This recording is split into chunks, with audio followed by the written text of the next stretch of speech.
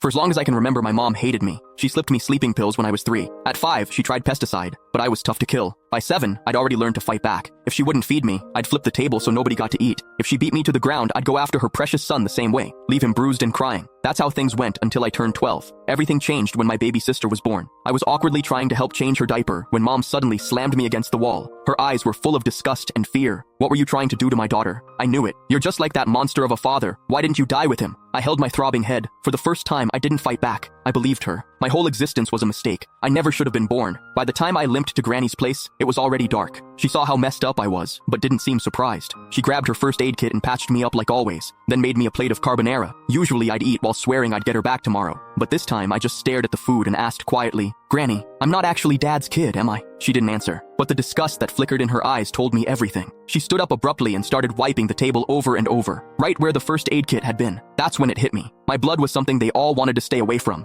I was the son of a rapist. No wonder mom hated me. A wave of nausea hit me. I ran outside and leaned against the fence, gagging. The night air stung the cuts on my face. Before, whenever mom hit me, I told myself she owed me for every bruise. Someday, I'd make her pay it all back. But now, I couldn't even look her in the eye. I didn't stay at Granny's. She didn't come after me either. I just wandered the streets with nowhere to go. That's when I spotted a family outside a restaurant. They were celebrating someone's birthday, all smiles and laughter. The woman in the middle was probably the mom. She looked so happy that I instinctively stepped back. Last year, on mom's birthday, she'd smiled just like that until she saw me. The second I walked in, her smile vanished. Pure disgust replaced it. Back then, we had to write an essay called My Mother. I wrote that mom was a heartless villain. My teacher dragged me to her office and lectured me for the whole period. I barely heard any of it. All I remembered was her saying, "No mother in this world would ever stop loving her child." I believed her. I saved up money from collecting recyclables and bought mom a birthday cake. All I wanted was a hug, the same kind she gave my brother, Casper, but her cold expression felt like a knife to the heart. I felt like an idiot, standing there with that stupid cake. Anger took over. When no one was looking, I caught a couple of frogs from the garden and hid them in the cake. I can still remember her scream when they jumped out. Back then,